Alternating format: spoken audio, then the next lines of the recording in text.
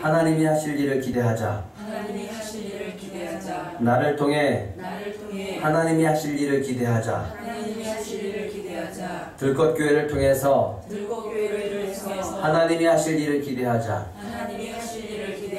들꽃교회를 통해서 하나님이 하실 일을 기대하자. 예, 우리 서로 인사하겠습니다. 당신을 통해 하나님이 역사하십니다.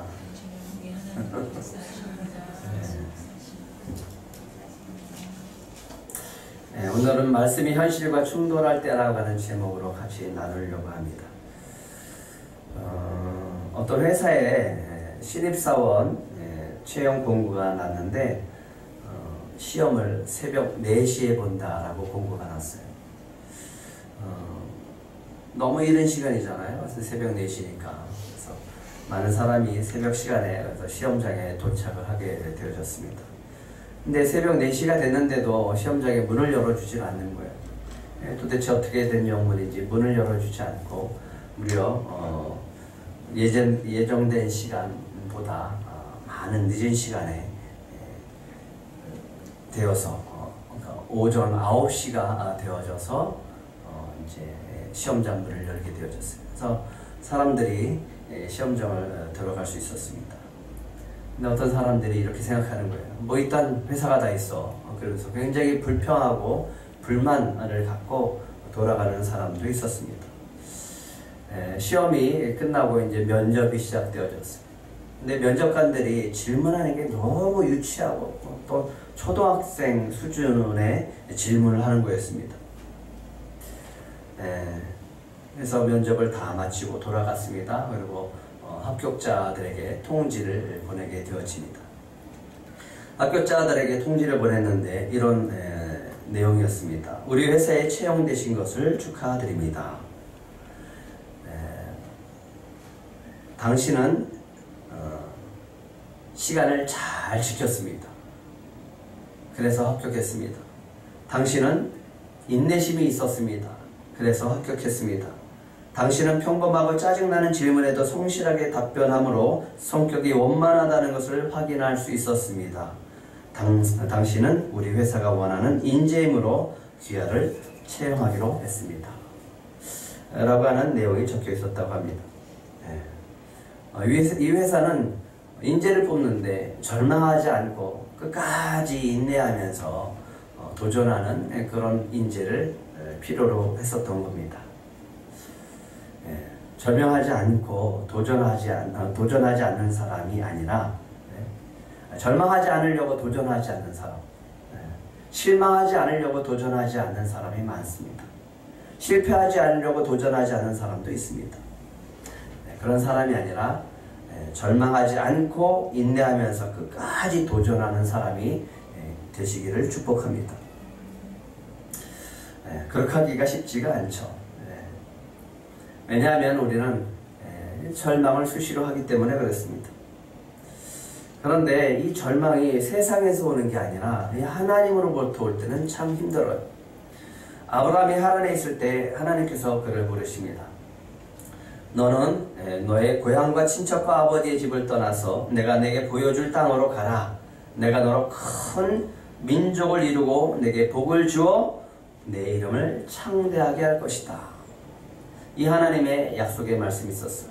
이 말씀을 붙들고 아브라함은 하란을 떠나게 되어집니다. 아내 사라와 롯과 또 종들을 데리고 정리해서 고향과 친척과 아버지의 집을 떠나게 되어집니다. 그래서 머나먼 여행길에 오르게 되어집니다.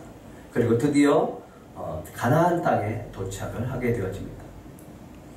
가나안 땅에 도착을 했을 때 아마도 아브라함은 이런 기대를 했을 거야. 하나님께서 약속해 주셨으니까 그 말씀을 붙들고 왔기 때문에 가면 나에게 땅을 주실 거고, 가면 집이 있을 거고, 가면 삶의 터전이 있을 거다라는 생각을 했을 수 있습니다. 근데 와보니까 아브라함을 위해서 준비한 땅이 하나도 없는 거예요. 가보니까 먼저 살고 있는 가나안 족속들 뿐이고 그가 그 땅에서 붙여 살 만한 곳이 없었습니다. 그래서 이곳 저곳 떠돌아다니다가 하필이면 그때 또 기근까지 들어버려요. 그래서 아브라함이 실망하고 낙심하고 저 애굽으로 내려가게 되어집니다. 애굽으로 내려갔다가 사라를 바로에게 빼앗길 뻔하는 그런 위기에 처하기도 합니다. 우리는 생각해요. 아브라함이 하나님의 약속의 말씀을 붙들고 가니까 가나안 땅에 가면 가나안 땅에는 많은 것들이 예배되어 있을 거다. 아브라함을 환영하는 사람이 있을 거고, 아브라함을 위해서 준비한 집이 있을 거고, 아브라함이 살 땅을 하나님께서 예배해 놓으셨을 것이다 라는 기대를 합니다. 그리고 약속의 말씀을 붙들고 가면, 그런 기대를 하고 가면 뭔가 하나님의 축복이 막 이루어질 것 같은데 현실은 그렇지 않더라고요. 근데 현실을 바라보면서 사람들은 실망하기 시작합니다. 이게 뭐지? 하나님의 약속의 말씀이 있는데 현실은 왜 이럴까라고 하면서 말씀이 현실과 충돌하면서 생기는 것은 우리에게는 실망이요, 우리에게는 갈등이다라고 하는 거예요. 하나님이 주신 말씀을 붙잡았는데 현실은 그렇지 않습니다. 우리가 생각했던 상황과 현실이 너무 다르다는 것을 우리는 자주 느끼게 되어집니다. 뭐가 잘못된 것일까요?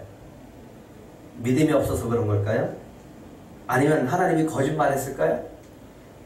하나님이 우리를 속이신 걸까요? 아니면 우리가 잘못 들은 걸까? 어쩌면 하나님의 말씀에는 능력이 없을 수도 있다 라는 그런 생각도 들 수가 있습니다. 우리는 이렇게 말씀을 가지고 살다가 말씀이 현실에서 충돌이 되어질 때 근심하고 낙심이 되어집니다. 하나님의 말씀을 붙들고 왔는데, 하나님의 말씀대로 전했는데, 하나님의 말씀대로 살았는데, 하나님의 말씀에 순종했는데 이게 도대체 뭡니까? 라고 하는 그런 원망의 소리를 하게 되어집니다. 오늘 하나님께서 모세를 호렙산에서 부르셨어요. 모세야, 모세야. 모세에게 말씀하십니다. 내가 애굽으로 돌아가거든 내 손에 준 지팡이를 가지고 가라. 그것을 통해서 내게 준 이적을 바로 앞에서 다 해야. 하지만 내가 바로의 마음을 완악하게 할 것이기 때문에 백성을 보내주기를 거절할 것이다. 그래서 바로의 장자를 죽일 텐데 그때서야 바로가 이스라엘 백성을 보내리라. 그렇게 하나님의 말씀을 붙들고 모세가 지팡이를 들고 바로 앞에 서서 하나님의 말씀을 전하기 시작합니다. 애굽으로 갔어요. 하나님의 말씀을 전합니다. 어떤 기대를 할까요? 모세는 바로 앞에서 하나님의 말씀을 전할 때 어떤 기대를 했을까요? 하나님이 말씀하신 대로 반드시 이루어질 것이라고 그는 믿었을 거예요. 그가 얘기하면 바로가 이스라엘 민족을 풀어줄 것이라고 생각했을 겁니다. 바로 앞에서 말씀을 전합니다. 하나님이 말씀하신 대로 그대로 전합니다. 하나님께서 하나님의 백성인 이스라엘 민족을 내보내셔서 광야에서 하나님의 절기를 지키게 하라고 하십니다. 그대로 전했어요. 그러자 바로가 이야기합니다. 여호와가 도대체 누구냐? 여호와가 도대체 누구냐? 나는 여호와 모른다. 그러니 이스라엘도 내보낼 수 없다라고 거절합니다. 여호와가 누구냐? 이 말에 굉장히 당황했을 거예요. 나는 여호와를 모른다. 그래도 모세는 이야기합니다. 답답한 마음이지만 다시 바로에게 얘기를 합니다. 히브리 사람들이 믿는 하나님이십니다. 그 하나님이 우리에게 나타나셨고 그 하나님이 우리에게 말씀하셨습니다. 그 하나님께서 우리에게 광야로 가서 희생제사를 드리라고 하셨습니다. 그러니까 바로 왕이여 허락해 주시옵소서. 만약에 그것을 허락하지 않으면 이스라엘 백성에게 하나님께서 진노하셔서 무서운 질병과 칼로 우리를 죽이실 수 있습니다. 그러니까 제발 우리를 풀어주세요. 저 히브리 민족들 이스라엘 백성을 풀어주십시오. 라고 얘기를 합니다. 이 정도 하면 뭔가 바로의 어떤 반응이 있을 거라고 생각했을 거예요. 그런데 바로가 이렇게 얘기를 합니다. 너희가 게을러서 그러는구나. 너희가 게을러서 그런 소리를 하는구나. 너희가 게을러서 하나님께 제사를 드리려고 하는구나. 이제 이스라엘 백성들의 노동을 더욱더 무겁게 하리라. 지금까지는 짚을 줬는데 이제는 짚을 주지 않을 것이다. 하지만 너희들이 짚을 구해다가 벽돌의 숫자는 똑같이 생산해서 건축하라. 그래서 정신없이 일을 해서 이스라엘 백성들이 모세와 아론의 말을 듣지 못하게 하라라고 하는 명령을 내립니다. 이거 큰일 났어요. 모세가 바로에게 얘기를 했으면 바로가 어떤 반응을 보여야 될 텐데 좋은 반응을 보여줘야 되는 게 아니라 이 나쁜 반응, 전혀 기대하지 않았던 반응들을 나타내게 되어집니다. 모세가 하나님의 말씀대로 말씀을 그대로 모세가 바로에게 전했습니다. 그런데 어떤 결과가 나왔냐면 이스라엘 백성들이 더 고역을 당하는 상황이 벌어진 거예요. 노역이 더 무거워지는 상황이 되어진 거예요. 그래서 모세의 귀에 들려지기 시작합니다. 그들의 원망의 소리가 들려지기 시작합니다. 모세의 마음이 어땠을까요? 그 원망의 소리를 듣는 그 상황 속에서 이스라엘 백성들에게 굉장히 미안하지 않았을까? 그리고 죄책감이 들었을 거예요. 이게 도대체 뭘까? 5장 22절, 23절 모세가 하나님께 이렇게 이야기합니다. 같이 읽겠습니다. 시작.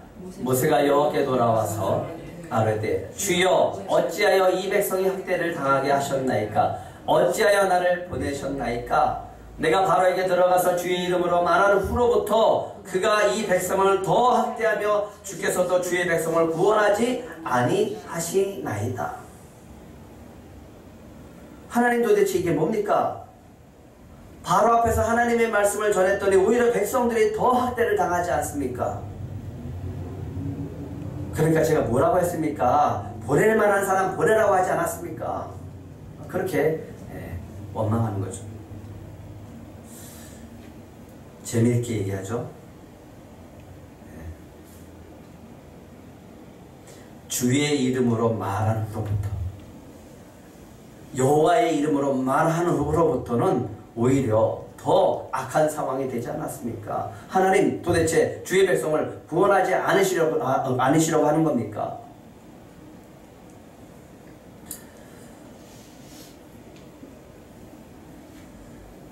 따님이 대기업 공장에 건설하는 곳에 근무하시는 분이 있었어요. 이분이 회사에서 이제 신우회를 조직하고 신우회를 이렇게 운영하셨습니다. 결혼하지 않은 노처녀였어요. 그래서 그 신우회를 운영하면서 주변에 어려움을 당한 사람들을 이렇게 법적으로 도와주는 그런 역할들을 하셨습니다. 한 번은 부당하게 해고를 당한 사람이 있었는데 그분을 도와서 이 법적인 부분을 이렇게 도와서 그 부분이 보상을 받도록 이렇게 도와주었습니다. 그러니까 회사에서는 어떤 눈초리를 보냐면 곱지 않은 눈초리를 보게 되어집니다. 신우회를 조직했고 신우회를 운영해 나가면서 혹시나 이 노조를 형성하는 것은 아닐까 라고 하면서 그래서 경계의 눈으로 바라보면서 또 법적인 절차를 또 옆에서 막 도와주니까 도대체 이 양반은 이 사람은 회사 편인지 노조 편인지를 알 수가 없는 거죠. 그래서 경계를 하게 되어집니다. 제가 그 교회를 갔을 때 목사님이 그런 이야기를 하시더라고요. 회사 생활을 할 때 좀 억울한 일이 당하지 않고 또 신우회를 잘 운영하고 좋은 배우자를 만날 수 있게 좀 기도해 주세요 라고 하시더라고요. 근데 그 이야기를 부탁을 받을 때 제 안에 성령께서 주시는 감동이 있었어요. 참 귀한 따님이다. 참 귀한 따님이다. 그래서 제가 성령께서 주시는 이 감동을 가지고 확신 있게 얘기를 했습니다. 목사님 걱정하지 마세요. 참 훌륭한 따님을 두셨습니다. 하나님이 지켜주실 겁니다. 그리고 하나님이 좋은 배우자를 만나게 하실 줄 믿습니다. 그러고 나서 얼마 후에 한참 이제 지나고 이제 안부를 물었어요. 딸 어떻게 지내냐? 했더니 목사님이 이런 얘기를 하시더라고요. 선을 봤던 남자가 있었는데 좀 사귀다가 헤어졌습니다. 그리고 우리 딸을 위해서 기도해 주세요. 회사에서 여러 가지 문제로 인해서 더 이상 다닐 수 없게 되었습니다. 거의 쫓겨나다시피 해서 나왔다라고 하는 거예요. 도대체 이게 뭘까? 분명히 그때 성령께서 저에게 주시는 감동은 그렇지 않았는데 왠지 내가 실없는 사람이 된 것 같고 굉장히 또 미안하고 또 좀 억울한 마음도 들고 그렇더라고요. 그럴 때 제가 하나님께 그랬어요. 하나님께 도대체 뭡니까?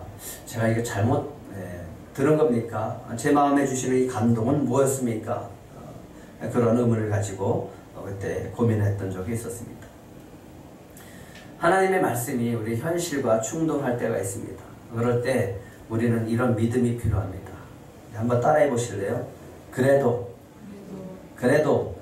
하나님의 말씀은 능력이 있다. 믿으십니까? 네.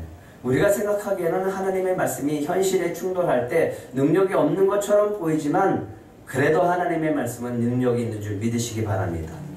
그리고 말씀하신 대로 이루어질 줄 믿습니다. 낙심하고 있는 모세에게 하나님께서 오셔서 다시 말씀하십니다. 1절입니다. 1절과 2절 다시 한번 같이 읽겠습니다. 시작.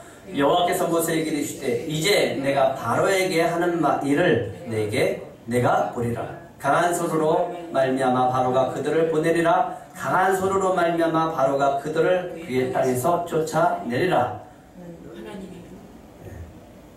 하나님이 모세에게 말씀하여 이르시되 나는 여호와이니라. 하나님께서 모세에게 말씀하십니다. 이제 내가 바로에게 하는 일을 누가 보리라? 누가 보리라? 네, 네가 보리라. 이제 내가 바로에게 하는 일을 네 눈으로 보리라. 강한 손으로 말미암아 바로가 그들을 보내는 이스라엘 백성을 보내는 것을 네가 보리라. 강한 산으로 말미암아 바로가 그들을 그의 땅에서 어떻게 하리라? 쫓아내리라. 그러면서 2절에 이 말씀을 하십니다. 하나님이 모세에게 말씀하여 이르시되 힘있게 말하는 거예요. 강조해서 말하는 거예요. 하나님이 결단하고 말하는 겁니다. 뭐라고요? 나는 여호와다. 나는 여호와다. 내가 하나님이다. 하나님의 말씀이 현실과 충돌할 때, 그래서 낙심이 될 때 다시 이 말씀을 붙들어 보시기 바랍니다. 한번 따라해 보실래요? 나는 여호와이니라. 하나님이 결단하고 얘기를 합니다. 모세야, 나는 여호와다. 나는 하나님이다. 내가 여호와인 줄 너에게 보여줄 거다.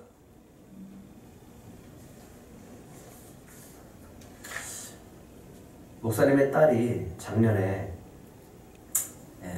소식이 왔어요. 목사님 더 좋은 곳으로 취직됐습니다. 그리고 거기서 신우회를 조직했고 신우회를 조직하면서 그 은혜를 나누다가 부활절 계란을 준 그 분과 만남이 이루어져서 지난해 결혼을 했습니다. 주신 감동이 잘못된 게 아니에요. 단지 내 마음속에 낙심이 되기 때문에 믿음이 없어서 그런 거지, 하나님이 하시는 말씀을 그대로 이루시는 줄 믿으시기 바랍니다. 말씀이 현실과 충돌이 될 때 모세처럼 낙심이 되어져요. 이렇게 기대했는데, 이렇게 될 줄 알았는데 현실은 그렇지 않은 거예요. 그럴 때 우리는 참 낙심이 되어지고 실망이 되어집니다. 그럴 때 우리는 이런 믿음이 필요합니다. 그래도 하나님은 여호와시다. 나는 여호와라. 나는 여호와라. 내가 여호와인 것을 내게 보이리라. 이 말씀을 붙드시기를 간절히 바랍니다. 우리는 1절에서 하나님께서 모세에게 말씀하는 것을 우리가 볼 수 있습니다. 이제 내가 바로에게 하는 일을 내가 보리라. 강한 손으로 말미암아 바로가 그들을 보내리라. 강한 손으로 말미암아 바로가 그들을 그의 땅에서 쫓아내리라. 하나님께서 바로의 마음을 완악하게 하십니다. 누가 하셨다고요? 하나님이 하시는 거예요. 하나님이 바로의 마음을 완악하게 하십니다. 언제 이스라엘 백성을 내보내냐 하면 하나님의 강한 손이 역사하셔야 되는 거예요. 바로의 마음은 완악해져요. 얼마나 완악한지 10번째 재앙인 장자의 재앙이 내리고 바로의 아들이 맏아들이 죽을 때 비로소 내보내게 되어지는 거예요. 모세도 알아요. 그런데 모세가 실망하는 것은 그거예요. 그 말씀을 가지고 가죠. 알아요. 그런데 바로 앞에 섰을 때 그 바로의 완악함과 말씀이 그대로 현실로 이루어지지 않고 이스라엘 백성들에게 원망의 소리가 들려지니까 낙심하게 되어진 겁니다. 그러면서 이런 기대를 합니다. 이렇게 말씀했으니까 뭔가 달라지겠지 하는 거죠. 우리는 하나님의 말씀하시면 그 일이 곧바로 그대로 이루어질 것이라고, 곧바로 그렇게 말씀대로 이루어질 것이라고 우리는 믿습니다. 믿음이 참 좋은 거죠. 근데 현실은 그렇게 안 되는 거예요. 말씀과 현실 사이가 자꾸만 충돌이 되어지면서 이게 도대체 뭘까라는 생각이 들어집니다. 하나님이 말씀하시면 금방 될 줄 알아요. 하나님이 말씀하시면 단번에 될 줄 압니다. 그리고 기대하고 나가요. 하지만 그게 제대로 안 되어지면 또 실망하고 또 실망하는 겁니다. 바로가 듣지 않을 것이라는 것을 알아요. 그런데 바로 앞에서 그런 소리를 들으면 실망이 되어지는 거예요. 알면서도 그런 소리를 들으면 실망이 되어지는 거예요. 그래서 모세는 하나님 앞에서 이렇게 얘기를 합니다. 주여 어찌하여 이 백성이 학대를 당하게 하셨나이까? 어찌하여 나를 보내셨나이까? 내가 하나님의 말씀대로 했는데 왜 이런 좋지 않은 결과가 나옵니까? 그러자 하나님이 모세에게 말씀하십니다. 내가 아브라함과 이삭과 야곱에게 전능한 하나님으로 나타났어도 그들에게는 내 이름이 여호와라고 말해준 적이 없다. 모세야, 나는 여호와다. 하나님의 이름을 다시 언급합니다. 나는 여호와다. 내가 애굽 사람의 무거운 짐 밑에서 이스라엘 민족을 반드시 구원하리라. 믿어줘야죠. 그리고 나가야죠. 하나님이 확신 있게 믿을 수 있게 그에게 다시 용기를 주기 위해서 이렇게 말씀하십니다. 7절과 8절 한번 같이 읽겠습니다. 시작. 너희를 내 백성으로 삼고 나는 너희의 하나님이 되리니 나는 애굽 사람의 무거운 짐 밑에서 너희를 빼낸 너희의 하나님 여호와인 줄을 너희가 알지라. 내가 아브라함과 이삭과 야곱에게 주기로 맹세한 땅으로 너희를 인도하고 그 땅을 너희에게 주어 기업으로 삼게 하리라. 나는 여호와라 하셨다 하라. 너희를 내 백성으로 삼고 나는 너희의 하나님이 될 것이다. 내가 애굽 사람의 무거운 짐 밑에서 너희를 빼낸 너희의 하나님 여호와인 줄을 너희에게 알게 할 것이다.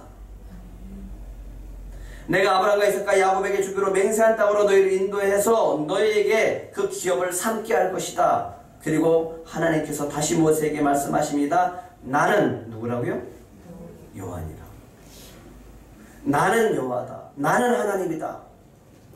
하나님이 계속 하나님이 누구인가를 모세에게 얘기합니다. 나는 여호와다. 나는 여호와다. 하나님의 결단이 보입니다. 말씀이 현실과 부딪힐 때 이 말씀을 꼭 기억하시기 바랍니다.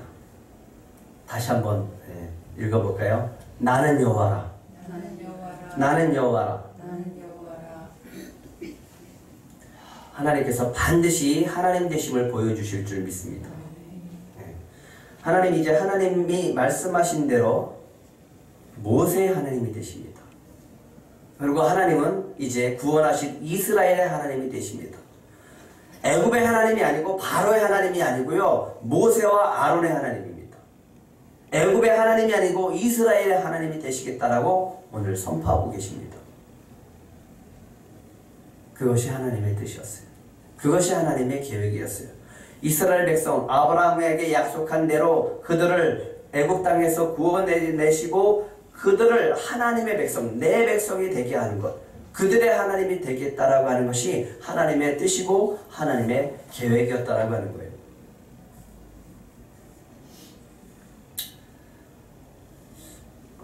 제가 존경하는 목사님 중에 예전에 박정재 목사님도 얘기했던 적이 있었을 겁니다. 지금 미국에 계신 김재술 목사님이 계신데 이분은 10번이나 개척하셨어요. 근데 참 놀라운 것은 10번 다 그 교회가 부흥했고 건강한 교회로 성장했습니다. 근데 더 놀라운 것은 은퇴하시고 그 모든 것들을 다 내려놓고 미국으로 가셨어요.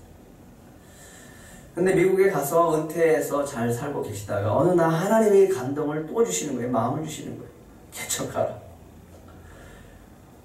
아니 미국에서 잘 살고 계시는데 할 수 없이 사모님을 또 이렇게 설득을 해서 한국으로 돌아오셨어요. 그래서 개척 자리를 찾고 계셨습니다. 그런데 이제 지금 국동방송에서 방송하고 계시는 박사무엘 목사님이랑 연관이 되어져서 그 목사님이 우리 성교회를 소개를 시켜준 거예요. 그래서 이 성교회 2층을 주일날 예배 장소로 쓰시라고 내어드렸습니다. 그래서 개척을 하셨고 예배를 드리게 되어졌는데 그래도 성도 한 분과 개척을 하셔서 예배를 드리게 됐습니다. 시간이 흐르면서 목사님 마음에 조금씩 낙심이 되기 시작하는 거예요. 아니 한국으로 가라고 했는데 은퇴를 해서 잘 살고 있었는데 왜 하나님께서 마음을 주셨는데 한국에 와서 개척을 했는데 왜 이렇게 한 분만 모시고 예배를 드려야 되나 그러면서 이런 불평을 하기 시작했습니다. 하나님 이게 뭡니까? 한 영을 구원하라고 하시더니 정말 한 영혼만 섬기라는 것입니까? 그렇게 불평을 하셨어요. 그렇게 불평하시고 났는데 그 다음 주에 한 가정을 보내주셨다고 합니다. 제가 이야기를 들으면서 참 기뻤어요. 목사님의 굉장히 존경하신 분이고 또 목사님이 그 기뻐하는 것만큼 저도 그만큼 기쁘지는 않았겠지만 그래도 기쁨이 있었습니다. 그런데 이런 생각을 해봐요. 직접 경험하는 사람하고 그 이야기를 듣는 사람하고 누가 더 큰 기쁨을 얻을까? 그건 당연한 거죠? 내가 경험하는 거죠. 내가 직접 경험하는 겁니다. 도마 이야기를 우리는 잘 알고 있어요. 예수님이 부활하셨어요.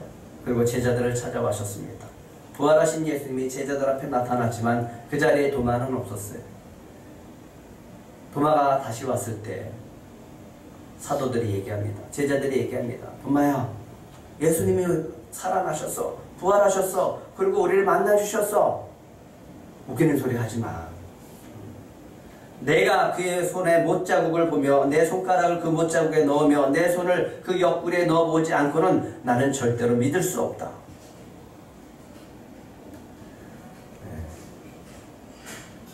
보지 못하는데 어떻게 믿겠냐 이거죠. 내가 직접 보지 않고는 난 못 믿겠다. 근데 8일 만에 예수님이 도마에게 나타나셨습니다. 그때 나타났을 때 도마 앞에서 도마가 예수님을 보고 뭐라고 했죠?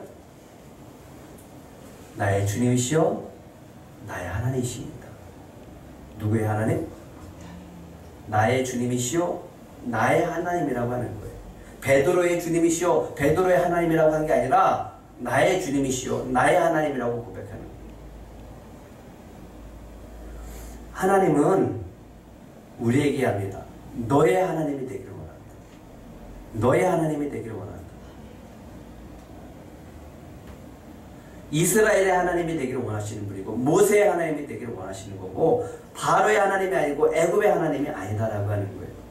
그래서 그들을 구원해내서 그들을 나의 백성으로 삼으시고 그들로 하여금 우리의 하나님, 나의 하나님이라고 고백받고 싶어 하시는 분입니다.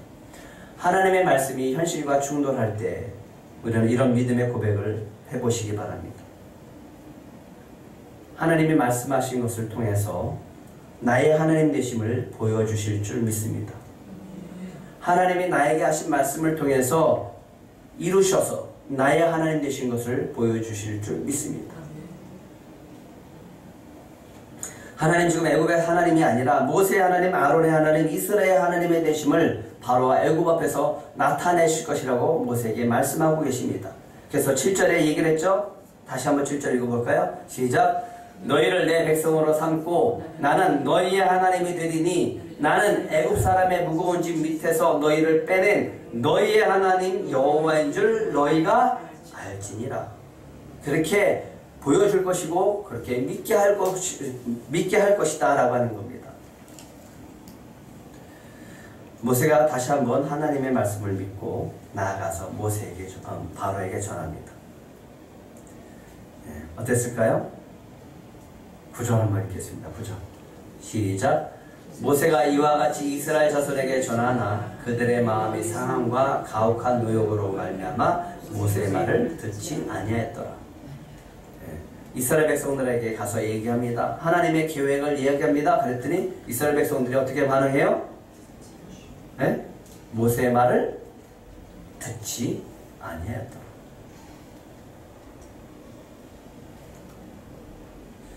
모세는 더 이상 말할 자신이 없어요.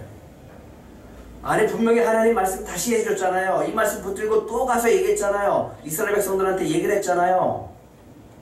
근데 이스라엘 백성들이 듣지 않아요. 바로도 듣지 않아요. 이스라엘 백성도 듣지 않아요.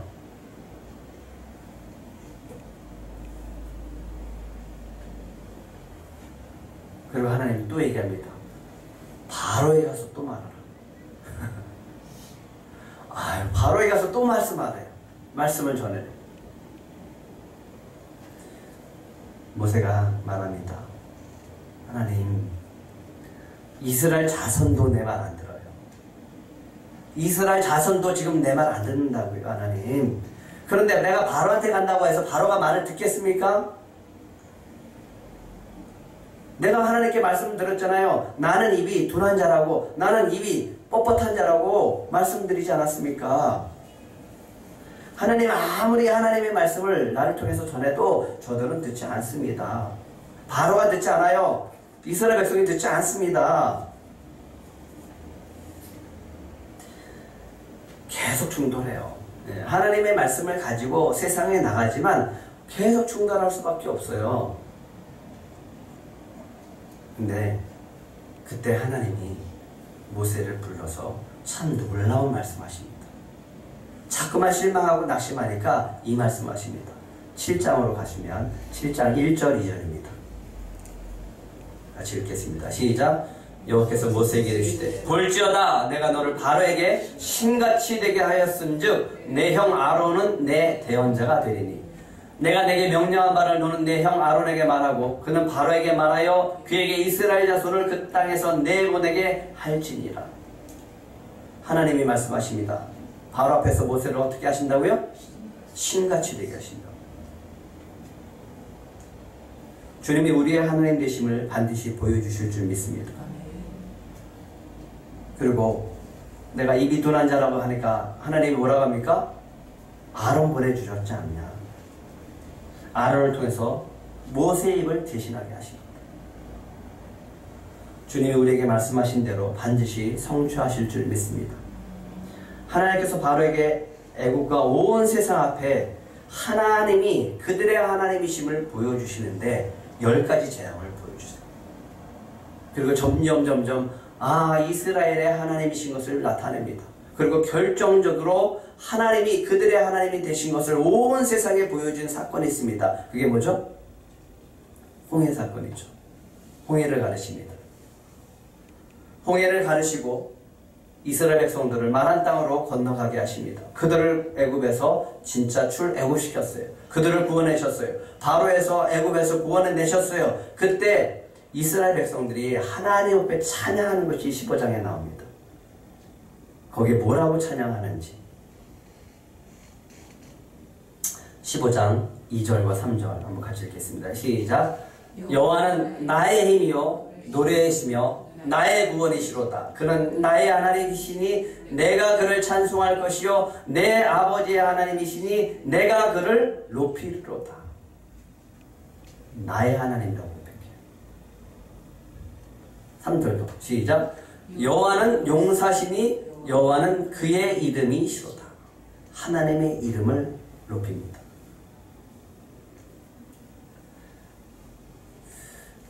지금까지 우리가 목장 초청 잔치를 하면서 또 전도 소그룹 예배를 통해서 전도되기 위해서 기도해 왔어요. 영혼들이 주께로 돌아오지 않는 것을 보면서 참 낙심이 되더라고요. 전도했는데 그렇게 섬겼는데 초청까지 했는데 또 그렇게 복음까지 전했는데 좋은 말 하고 많이 섬겨줬는데 그리고 기도까지 했는데 기도에 응답이 되지 않는 것 같고 또 오지 않는 것 때문에 낙심이 되어집니다. 말씀을 전했는데 현실과 충돌이 되어지면서 그 현실은 그대로 우리가 생각했던 대로 이루어지지 않는 것처럼 보여집니다. 근데 주님이 말씀하십니다. 낙심하지 말라고. 낙심하지 마시기를 간절히 바랍니다. 낙심이 되죠. 어떻게 낙심하지 않을 수가 있습니까? 하지만 낙심하지 않고 끝까지 주님의 말씀을 붙들면 주님은 반드시 주님의 말씀을 성취하실 줄 믿습니다. 그래서 주님이 약속하십니다. 우리의 입술을 통해서 주님은 나의 하나님 되심을 고백하게 하시고 우리의 입술을 통해서 하나님이 말씀하신 것을 그대로 성취하셨던 하나님이라고 하는 것을 고백하게 하실 줄 믿습니다. 한번 따라해 보시기 바랍니다. 주님은 나의 힘이십니다. 나의 노래십니다. 나의 구원자이십니다. 이 고백을 하게 하실 줄 믿습니다. 그리고 주님이 저와 여러분들의 하나님 되심을 반드시 보여주실 줄 믿습니다. 이 말씀을 붙들고 잠시 기도했으면 좋겠습니다.